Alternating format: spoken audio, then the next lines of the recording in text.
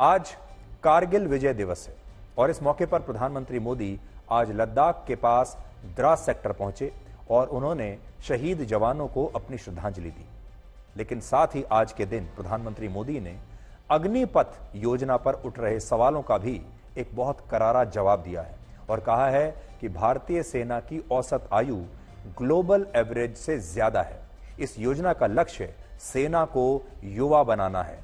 सेना में घोटाले करने वाले लोग स्वार्थ की राजनीति के लिए भारतीय सेना को कमजोर करना चाहते हैं। इसलिए अग्निवीर पर इस तरह का पब्लिक स्टेटमेंट प्रधानमंत्री ने आज दिया है। बहुत स्ट्रॉन्ग स्टेटमेंट ये दिया है और साथ ही उन्होंने अपने राजनीतिक प्रतिद्वंदियों को भी एक बहुत बड़ा संदेश आज कारगिल से दिया है। सेना द्वारा किए गए जरूरी रिफॉर्म्स का एक उदाहरण अग्निपथ स्कीम भी है। दशकों तक संसद से लेकर अनेक कमेटी तक में सेनाओं को युवा बनाने पर चर्चाएं होती रही है। भारत के सैनिकों की औसत आयु एवरेज एज ग्लोबल एवरेज से ज्यादा होना ये हम सबकी चिंता बढ़ाता रहा है। अग्निपथ योजना के जरिए देश ने इस महत्वपूर्ण सपने को एड्रेस किया है। अग्निपथ का लक्ष्य सेनाओं को युवा बनाना है।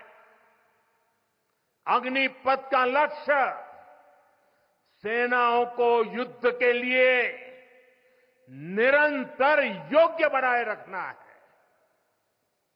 दुर्भाग्य से राष्ट्रीय सुरक्षा से जुड़े इतने संवेदनशील विषय को कुछ लोगों ने राजनीति का विषय बना दिया है। कुछ लोग सेना के इस रिफॉर्म पर भी अपने व्यक्तिगत स्वार्थ में झूठ की राजनीति कर रहे हैं। ये वही लोग हैं जिन्होंने सेनाओं में हजारों करोड़ के घोटाले करके हमारी सेनाओं को कमजोर किया।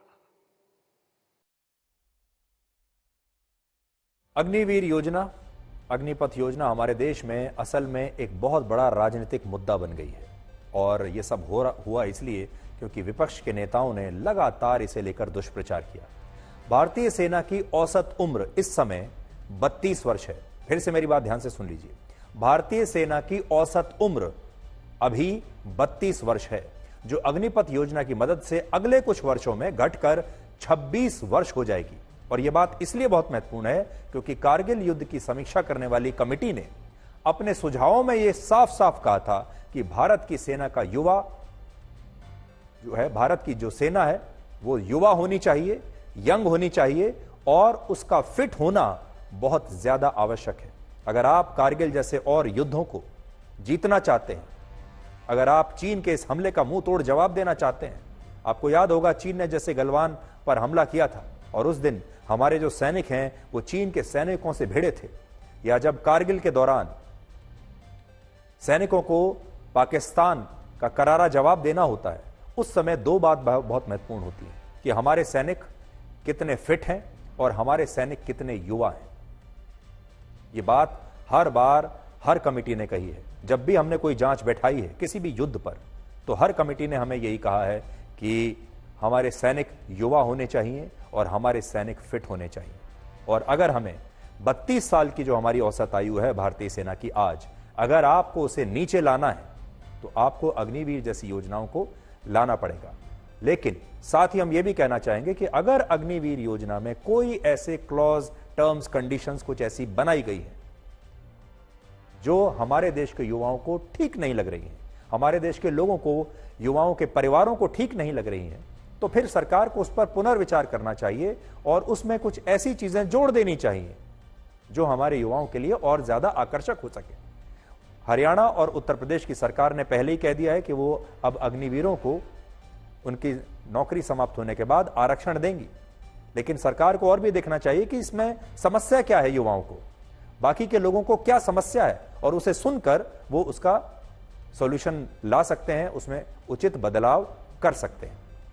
लेकिन एक बात पक्की है कि भारतीय सेना की औसत उम्र को तो आपको नीचे लाना ही पड़ेगा, और वो तब नीचे आएगी, भारतीय सेना तब युवा हो पाएगी जब आपके पास अग्निवीर जैसी स्कीम्स होंगी। अब उसमें जो भी ऐसी बातें हैं जो लोगों को परेशान कर रही हैं, सरकार को उन्हें वहां उससे दूर करना चाहिए। प्रधानमंत्री मोदी ने पाकिस्तान पर आतंकवाद को बढ़ावा देने का भी आरोप लगाया, और आप सोचिए द्रास में खड़े होकर, जो कि पाकिस्तान की सीमा से थोड़ा ही दूर है, वहां से उन्होंने कड़ी चेतावनी दी कि हम आतंकवाद को पूरी ताकत से कुचल कर रहेंगे। कारगिल में हमने केवल युद्ध नहीं जीता था, हमने सत्य, संयम और सामर्थ्य का अद्भुत परिचय दिया था। आप जानते हैं, भारत उस समय शांति के लिए प्रयास कर रहा था। बदले में पाकिस्तान ने फिर एक बार अपना अविश्वासी चेहरा दिखाया।